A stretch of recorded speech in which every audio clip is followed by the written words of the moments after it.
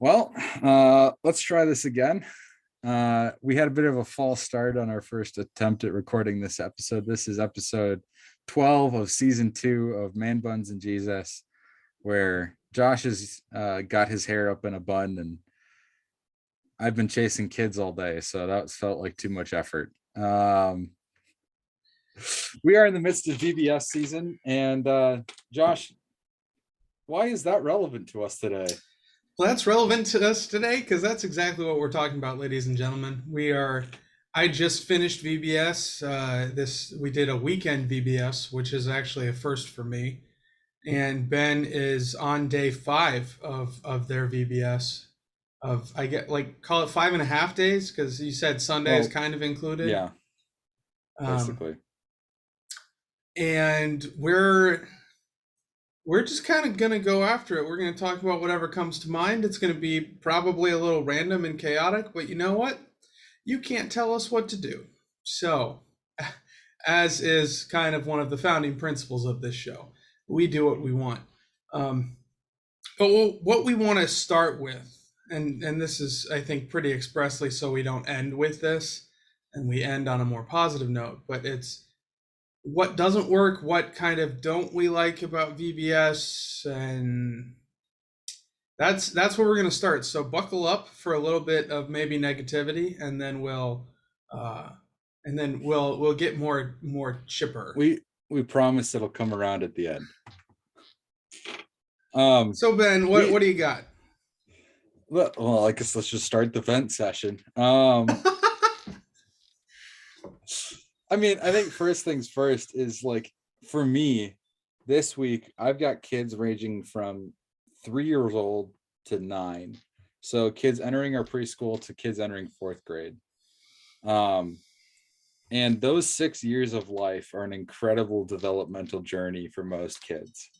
And so my frustration is how infrequently VBSs provide content for different levels. Like, especially when you buy like a pre-created VBS package kind of thing. It's so frequent that there's like a single craft or single story that's targeted at, like 1st or 2nd graders, and the preschoolers struggle, and the oldest kids are like, this is stupid. Why are we doing this? And like, I'm running games for our VBS this week, and I find myself creating different versions of the same game for each of the 3 like age group levels we have: preschool, K1 and 2 and up, so that the kids are actually engaged in what they're doing, and it's not like utterly boring for the oldest and impossible to follow for the youngest. And even then, like, because I am not a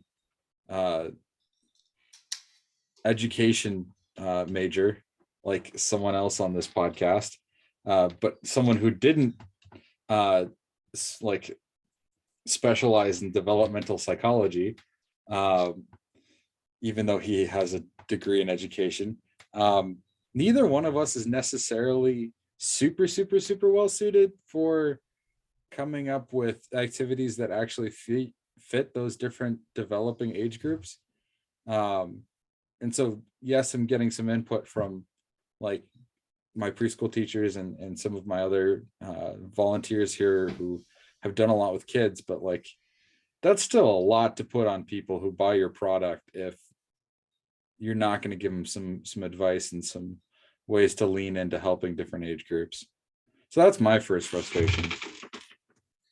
Yeah, what about you, Josh? I don't know. I think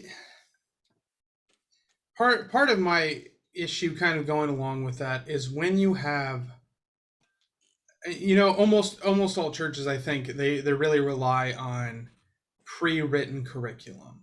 Mm-hmm. Which I understand why we do that. Okay, writing curriculum is a lot of work, especially if that's not your field. But what a lot of times, first of all, there's a little bit of a problem because so little of the VBS materials are produced by Lutherans. Actually, quite a bit of them are. Well, are they really? I feel like I haven't seen much coming out of Concordia Publishing House for They've got, I think, VBS. 2 this year. Oh well, we didn't we didn't use either of them. Um, no, I think a lot of the ones I see are you have the issue of they're not Lutheran, and sometimes that comes through. Sometimes it doesn't, and it's not a problem. But sometimes that comes through. So you have to go over the whole thing with a little bit of a fine tooth comb sometimes, both theologically and kind of educationally, because I think you're exactly right, Ben. Um, like in the VBS we just did, the first story we told was the story of Zacchaeus. Um, which the older kids they got the because I was doing the Bible teaching portion.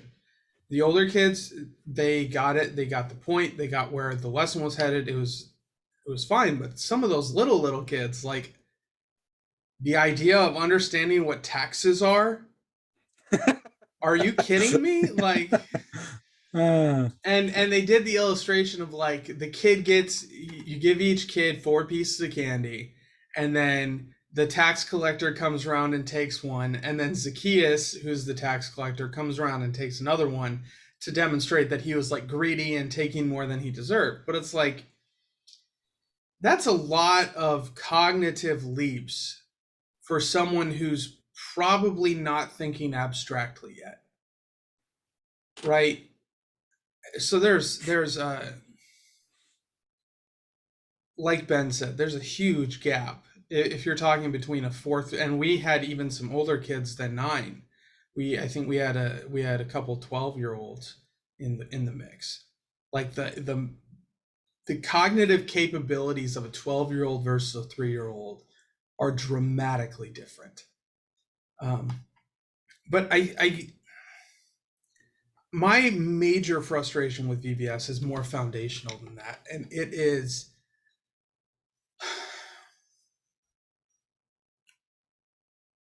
and if you're listening to this and you are heavily involved with our VBS, please don't take any of this personally. I think our VBS was great. I think it did good work, and I think there was value to it. With that being said, I have serious questions about where is the place of VBS? Like what is it useful for? Because I'm thinking the mission of the church. What are we trying? What should everything we do be in pursuit of? Connecting people to the gospel and discipling people. Right? Those are kind of, if you're going to ask me what are kind of the 2 pushes of the church, those are the 2 pushes that I would kind of pretty quickly identify as this is what we should be doing. And in our instance, VBS was a touch point for we had 3 families in worship this Sunday that we might not have seen otherwise. We might have, it's entirely possible, but the VBS was a very easy connection point. Okay, so I see that. But I think that was actually one of the benefits of the weekend VBS, because Sunday wasn't, oh, you're done with VBS, now also come Sunday. Sunday from the beginning was billed as like, this is our finale, right? mhm. This is how we finish off is on Sunday. So I think that was phenomenal. But when we talk, so we say, well, it's discipling kids, and I don't know if that's true. And I think it comes from this weird focus we have on programs. We want a program, we want something quantifiable, we want something with like a finite time scope, and when we finish, we want to be able to check the box and say, I finished that thing, that program. Mhm. And I don't think that really accomplishes much in the way of discipleship. right? The kids are there for a week. They have a blast. They have a lot of fun. Their family maybe gets connected to the church, which is awesome. But the week itself, like maybe they walk away with a couple Bible lessons, but if you ask them 2 weeks later what the stories at VBS were, how many of them are going to be able to tell you? And I would suspect that it's very few. You know, I don't remember the themes or the stories from VBS. All I really remember from VBS when I was a kid is we got to play with water guns at church, and it was always a party. Um, so that's, I think, my core with, and I think it maybe comes from a time where the family was much more active in discipling their kids. So VBS was like, it was a bonus kind of thing, and it was supported and continued at home.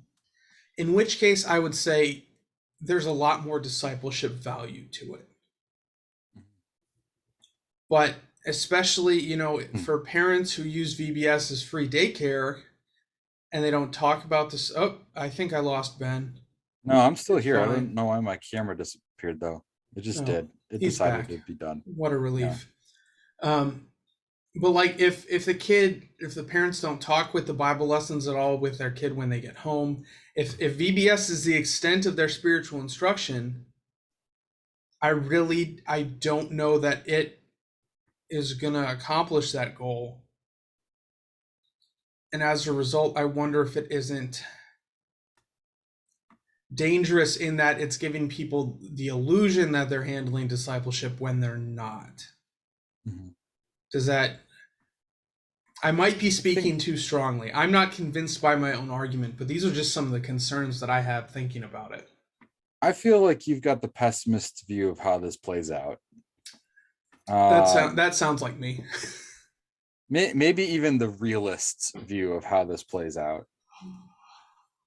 Because I mean, I think you're right. For a lot of people, it is free daycare or discounted daycare, depending on How your what church the operates that. yeah, exactly. Um, and in a lot of cases, sure, it can be a thing where for the people in the congregation, you feel like you're checking some sort of box because you're like, oh, hey, we've got children's programming, we've got VBS. We're taking care of that age group. They're getting Jesus. They're getting theology. And then you're right, there's very little follow-up sometimes. But I think one thing that you kind of hit at and that I want to draw out as like something that irks me about VBS is that depending on who's coming, oftentimes like whatever the leadership of VBS, the people volunteering, telling the stories, leading the activities, whatever they get into the kid's head, that will stick. But any of the like smaller details that could have been reinforced with any sort of outside involvement in that kid processing what they've learned in VBS, it almost universally doesn't happen. And so the kids do oftentimes walk away with like, oh, we talked about these guys named David and Goliath or Zacchaeus. But then like none of the details stick. None of why that's important sticks. None of why that matters sticks. And so on some level, you're right. But I think that is less down to like That's the not church. VBS's fault. That's That's yeah. That's everything else's fault. yeah. The people in that child's life, parents, grandparents, godparents, who promised to raise that child faithfully in the faith. Man, that's Oh redundant. yes. Um, raise that child in the faith as best they possibly can. I think a lot of times it's hard. I don't blame parents necessarily. Um, but also like that just then tells your kids how you actually feel about church. And I think Yeah. to just to speak to something else that you were talking about, I mean the note that you made about like weekend VBS being good for you because you were able to build Sunday into it as like a this is our wrap up for VBS. Um, like I think you can do that regardless of what system you're using. Like the program that we're doing for VBS this year actually has 10 lessons in it, and we're just doing 5 of them, and then 3 of them I'm building into a service designed to teach kids about the focus of Bible study or VBS on Sunday morning. And then also from that, tomorrow and after worship on Sunday, the parents are going to get resources to help reinforce some of the lessons the kids learned going forward. So they can look back, ask their kids, hey, do you remember the story of when God created the world? What did that teach you about? Or do you remember the story of Daniel in the lion's den? What did that teach you about? Do you remember the story of how Jesus was talking about letting the little kids come to him? What did that teach you about? I think just on some level, churches, pastors, youth leaders need to like enable some of that too.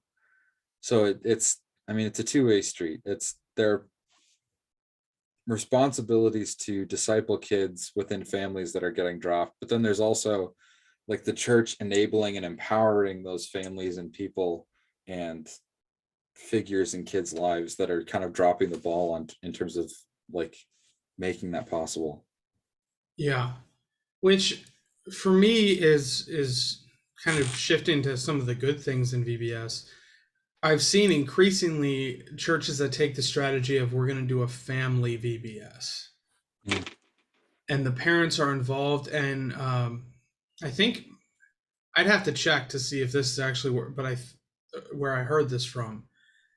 But I believe what my dad and the church that he's a pastor at, their approach to VBS now is a family VBS, but where the kids and the parents kind of split off, especially for the Bible lesson portion. And while the kids are learning their lesson, the parents are being equipped to kind of continue that discussion at home, um, which is exactly what you're talking about. It's resourcing the parents for a continued discipleship kind of thing. Um, because the reality is, that a lot of what kids learn isn't what they're taught per Mm. se. It is what is modeled for them. Mm-hmm. So if they see that faith is only a conversation that happens when they get dumped off of VBS, what that could communicate to them very easily is, okay, so this faith thing, this God thing is for over here, and then here in our life we kind of just we don't bother with it. The same thing we've been talking about this Sunday morning thing. If your kids see you kind of take any excuse you can to not be there Sunday morning, like, oh, I just felt like sleeping in, so we're not going to church this morning, or there's a football game that starts early, and we're just not going to go to church this morning so we don't miss the game. Like, those little things we might say, well, that's not so bad if that happens every once in a while. But what you're cumulatively modeling for your kids is that Sunday morning is a fairly low priority for you.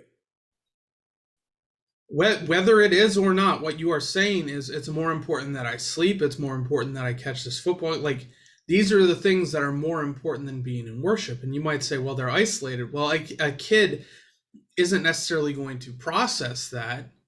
They're just going to see, okay, so church is less important than these things. Church is not a high priority. Um, So the same thing happens with spiritual conversations.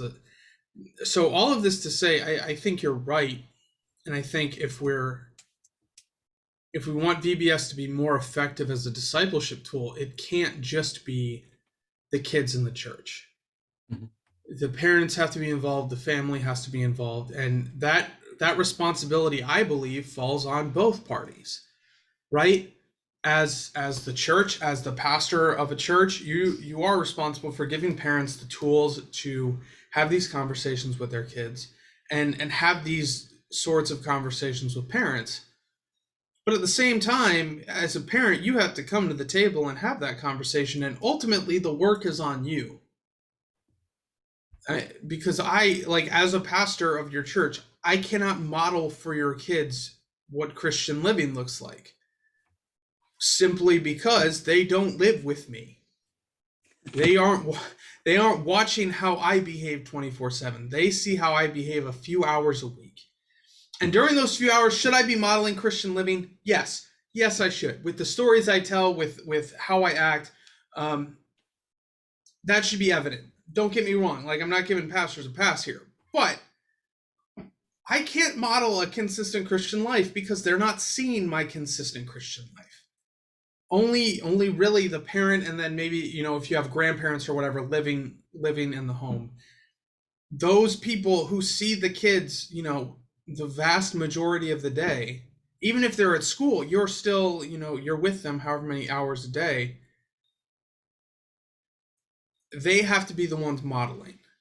So when we talk about VBS, when we talk about discipling kids, it's got to focus on more than just the kids. And maybe that's not what you do in the week, but that's got to be part of the conversation. Yeah. Yeah. Yeah. I think, and this is maybe a debatable good thing that comes out of VBS, but I think one of the good things that comes out of VBS is that for some kids, like, elements of what you work on, what you learn, what you grow in gets embedded in their minds. I got a really cute video from one of my VBS moms this week, or yesterday, I think. And it's of her son and a couple other kids playing around and singing songs that we've learned this week in VBS. And if you haven't heard a modern VBS song, boy, are they earworms. They are made intentionally incredibly catchy so that your kid learns them and does not forget them. Which, as a pastor who wants to see this as a growth and discipleship opportunity where, like, kids hold on to things, that's great. As somebody who likes to sleep without being attacked by the incredibly, like, poppy, cheesy melodies of a number of these songs, like, that can be difficult. But I think, like, there's a reason that music and worship have gone hand in hand in the church for so long, because it helps people remember things. It helps people hold on to things. And I think in a lot of ways, VBS does give some pretty cool and powerful tools for doing some of the elements of discipleship. I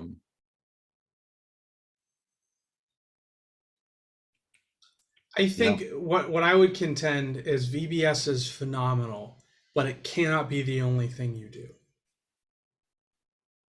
And I mean that in all, like, all of the sense of what happens at VBS. So yes, Bible lessons should be happening throughout the year.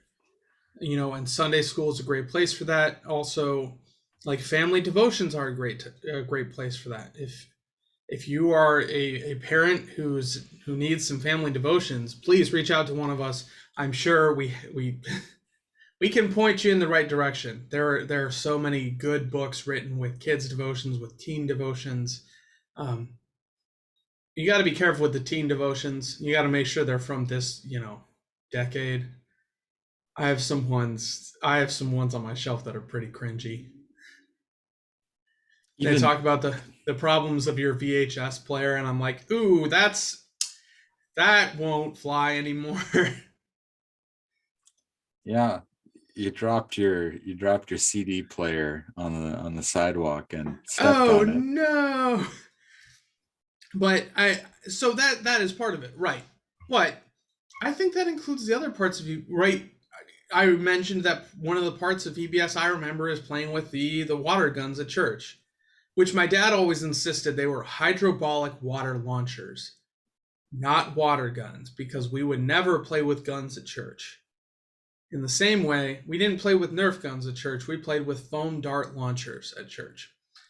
Anyway, but there's got to be the fun element too, right? So when you're talking about planning things for the church and planning, social events for your congregation, make sure the kids are included in that, right? Like we've done a few cookouts here that I think have been really successful, in that people have connected with each other, they've had a good time, and the kids are having a blast because we bring some yard games, everybody brings some yard games, and the kids just go nuts.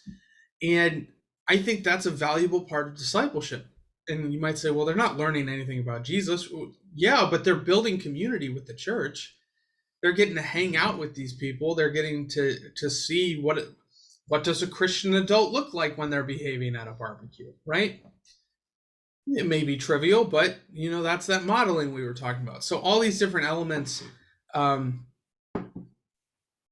I guess the crafting would you'd have to go back to our hobbies podcast maybe to talk about that one. But so I think VBS is great, but I think the efforts we see most highlighted at VBS, they have to be consistent through the year, right?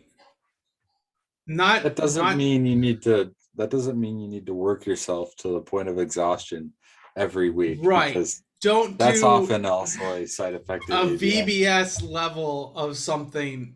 I'm not saying that. I'm like, just find sustainable ways to do some of that kind of stuff all year. Um, Sunday school is a really low hanging fruit. Having social activities where kids are welcome and involved, another really probably an easy one. Maybe it's not an easy one. I think it's pretty easy to just plan a cookout. Say, hey, Friday night we're gonna be at this park, grilling burgers. Come hang out for a few hours. Um, Fun fact, you can feed about 70 people with burgers and drinks and stuff at Sam's Club for under $50. So it's also a pretty affordable little social thing. Anyway, so that's my big thing with VBS. Is VBS is great, but it can't be the only thing you do for kids. You're not actually going to disciple them very much, I think, if that's the extent of your children's ministry.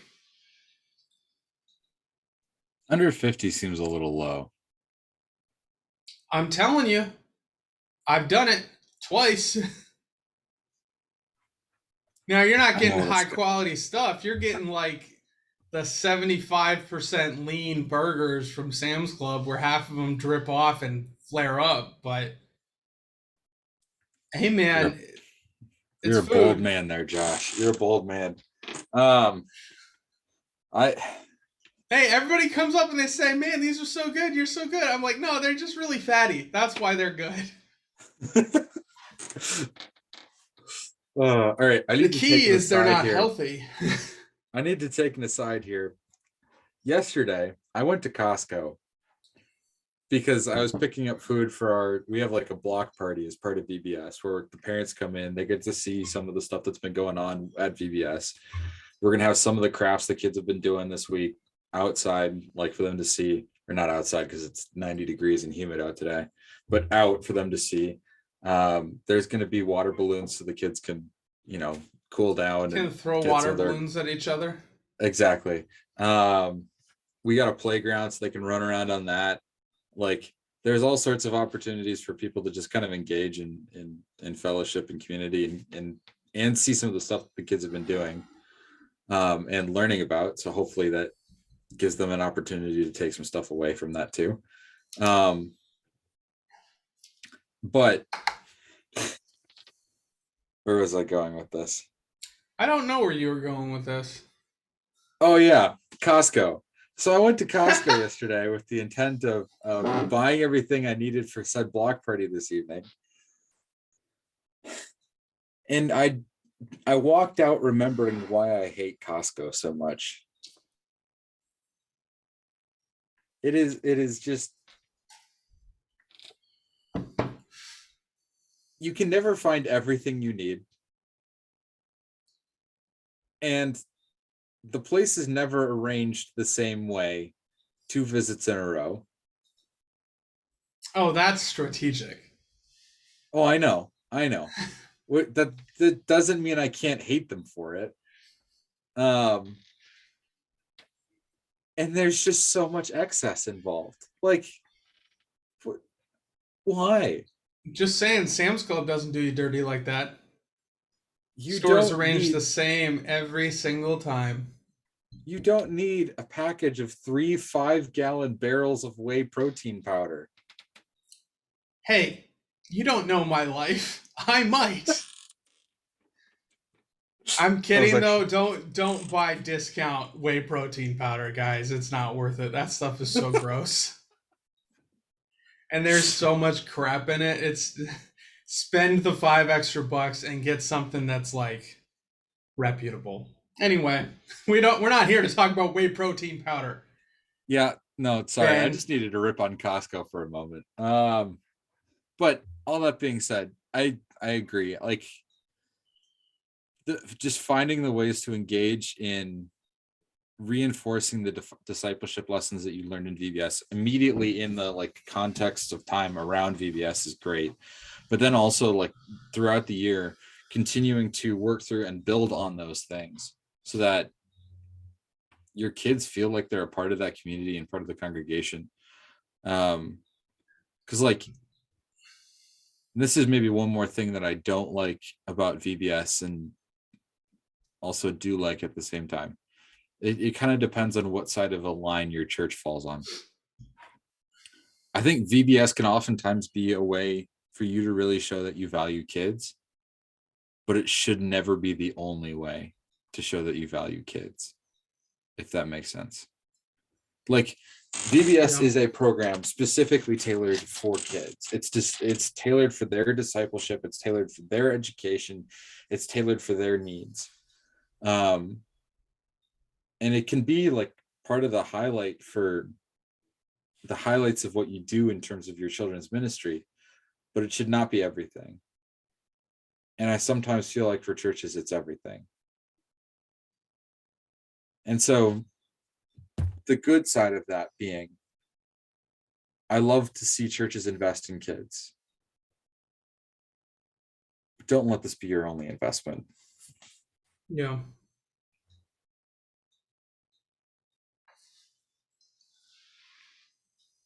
Yeah. I don't think I have too much more to add. Yeah, I'm running on fumes. So I've been running on fumes since the start of this podcast. That's fair. That's fair. We didn't get too rambly though, so good on us. Good. I think Pat on the back. I can't reach I seriously my back think as much anymore. I seriously think that's just like because we are so tired that we can't ramble. We'd fall asleep mid-sentence. It's possible. It's possible. So takeaways. Are you ready with the takeaway? Because I think I'm ready. Sure. Yeah. Do you want to go first or do you want me to go first? I can go first. Go for it, Josh. That way you don't steal mine. Okay. I think my big takeaway is, especially if you're a parent listening to this, is you there's no way around it. You have to take an active role in your kids' discipleship. Mm-hmm. Whether or not you feel equipped, you are the single-handedly the best person to impact your kids' discipleship as they grow. Like I grew up seeing my parents, we prayed as a family every day. We did family devotions fairly consistently growing up, and I saw my parents really actively involved in the church. Yeah, it was a little easier because they worked there, but there was never any, when we got home, there was never any, grumbling or complaining about, oh, I can't believe we had to waste time at church. Except for voters meetings. Mom would occasionally complain about having to go to voters meetings, but who That's doesn't? fair. So I grew up seeing that all the time. And are my parents perfect? No. They're pretty close, but no, they're not. Um, Hey, don't encourage your dad too much. you know what? He deserves a pat on the back. But seeing them model that stuff, that stuck with me. That helped set me up with good habits of prayer and devotion and worship. Through college and then again at the seminary. I guess it was pretty easy, but yeah. So parents, don't underestimate the value of just doing stuff that your kids see, because they're gonna pick it up, whether you want them to or not. They're gonna pick it up. What do you got, Ben? I think I'll go on the flip side of that. So from a church perspective, make sure that VBS is only and ever a piece of your discipleship, children's ministry, outreach, community oriented puzzle. Whatever element of your like church community life that VBS is helping to fulfill, it should never be the end all be all for that thing, but it should be a piece of that puzzle.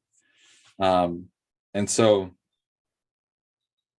if you are listening to this and trying to figure out how to do that in your own context, we don't have great ways to help you because we don't know your context, but just know that the things that you are teaching and showing throughout VBS can be reinforced throughout the year in a number of ways. And those things that Josh talked about earlier in the podcast, find creative and useful ways to show people Christian living, to show the morals and ethics that they're picking up in VBS, to reinforce the theology that they're learning, to reinforce their knowledge and understanding of scripture that they're picking up in VBS, so that through those things, you hopefully can continue to produce more and more young, interested, focused, and faithful disciples. Yeah. So with that, I believe it is shameless plug time. Everybody's favorite Prayer part of the requests. episode. Oh, prayer requests. Oh, how could I forget? Pray for the kids in your congregation. Pray for the adults who work with them, and pray for their parents. Amen. It's easy as that. Shameless plugs, as always. Follow us on whatever your favorite podcasting platform is. We're on there. Whatever's the Are we easiest on way. what's it called yet? No, we're still not on Pandora. I'm this close to just sending an angry email. Like, guys, what's up? We're not that If you controversial. I was gonna say, if you want to, if you're a super fan of the show, which I don't know if we have any yet, but if you consider yourself a super fan of the show and you want to write an angrily worded letter to Pandora on our behalf, we'd appreciate it. We're not going to pay you, but we'd appreciate it. No, yeah, we're not. We'll give you a shout out on the show. Yeah. But remember the whole Christian living thing when you're writing. Yeah. And the whole "Don't be a jerk" episod 1. Episode 1. That was a great episode, content wise. Production wise, it was not our best. It might have been our worst. It might be our second worst, but it was anyway. So yeah, follow us on the podcasting platforms. There are benefits for you, obviously, where you get notifications when there are new episodes, but also, it's kind of nice for us to see how many people actually are intentionally listening to our show. And then we have a Facebook page that you are welcome to like or not. Follow your dreams, but it's a really good way to connect with us if you don't have a personal connection with us. So If you've kind of just stumbled across this podcast and you're not really connected to either Ben or myself, first of all, happy to have you here. Thanks so much for coming. We hope we pray blessings on your life, whatever that means. Anyway, And we hope that this is useful in some way, shape, or form. Not necessarily just this episode, but this podcast in general. But the Facebook page is a good place for you to suggest topics, or if you want to come on as a guest host. Really, whatever you want to talk about, we're happy to have you on. We love having guests. It's good. It's enjoyable. It's fun. So with those shameless plugs out of the way, I think my brain is about to stop working entirely, which means I need more coffee. Brothers and sisters, go in peace. Serve the Lord. But you can't tell us what to do. Thanks be to God is the line, Ben. Come on.